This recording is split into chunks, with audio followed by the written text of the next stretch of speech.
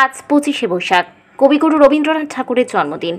এই রবীন্দ্রের দিনে একদিকে যেমন জোড়াসাঁকো, অন্যদিকে রাজ্যের তথা বিশ্বের বিভিন্ন প্রান্তে পালিত হচ্ছে এই দিনটি যথাযোগ্য মর্যাদায়। বিশ্বকবি রবীন্দ্রনাথ ঠাকুরের 163তম জন্মদিন ধুমধামের সহিত পালিত হলেও উত্তর দিনাজপুরের চাকলাগঞ্জ আইসিডিএস সেন্টারে মুখ্য সহায়িকা গায়ত্রী সরকার বিশ্বাস সেন্টারের ছাত্রছাত্রীদের নিয়ে একটি সাংস্কৃতিক অনুষ্ঠানের আয়োজন করেছিলেন, যার বিশেষ আকর্ষণ ছিল রবীন্দ্রনাথ ঠাকুরের ছবিতে মাল্যদান এবং ফুল অর্পণ। এছাড়া নাচ, গান, কবিতা, নাটক অর্থাৎ গঙ্গাচরে গঙ্গা পুজো করার মতন এদিন অনুষ্ঠিত হয় এই কর্মসূচি। শুধুমাত্র শিক্ষা নয়, সেই সঙ্গে সঙ্গে নানান রকম শিল্পকলাতেও যাতে ছাত্রছাত্রীরা এগিয়ে থাকতে পারে তার জন্য বিশেষভাবে জোর দিয়েছেন গায়ত্রী। উপস্থিত ছিলেন চাকলাগঞ্জ আইসিডিএস এর মুখ্য সহায়িকা গায়ত্রী সরকার বিশ্বাস, বিশিষ্ট সমাজসেবী আরতি বিশ্বাস, আইসিডিএস ব্লক কমিটির ক্যাশিয়ার স্নিগ্ধা, সমাজসেবী নাজমা বেগম সহ আরও অনেকে। তো 100% কারণ আমাদের ডিপার্টমেন্ট থেকে বলা থাকে যে প্রত্যেকটা মনীষীর জন্মজয়ন্তী পালনের জন্য, কারণ আমরা যদি প্রজন্মকে সেই দিকে ধাবিত না করি, সেই দিকে তাদের আগ্রহী করে না তুলি, তাহলে মনীষীদের প্রতি যে শ্রদ্ধা বা সহানুভূতি সেটা ধীরে ধীরে প্রজন্মের কাছে কমে যেতে থাকবে।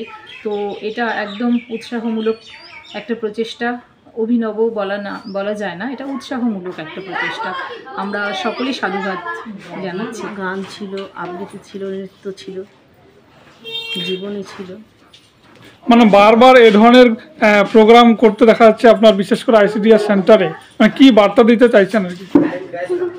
দেখুন, আজকে যে আমাদের বাচ্চাদের নিয়ে আমরা কাজ করি 0 থেকে 6 বছর পর্যন্ত শিশুদের নিয়ে। তো আমরা যদি এই বাচ্চাদের আমরা যেভাবে যেমন শেখাবো তারা ঠিক সেইভাবেই শিখবে। তার জন্যই এইসব পরপর কোনো না কোনো প্রোগ্রাম স্কুলে আমি করে থাকি। ওনার আগাগোড়াই একটা চেষ্টা আছে সমাজকে সুশিক্ষিত করে তোলার, এবং যে আস্তে আস্তে আমাদের বিশেষ করে মনীষীদের যে প্রোগ্রামগুলো হচ্ছিল ইতিপূর্বে, সেগুলো আস্তে আস্তে হারিয়ে যেতে বসেছে। সেগুলোকে পুনরুদ্ধারের জন্য গায়ত্রী বৌদি সেটা চেষ্টা করছেন।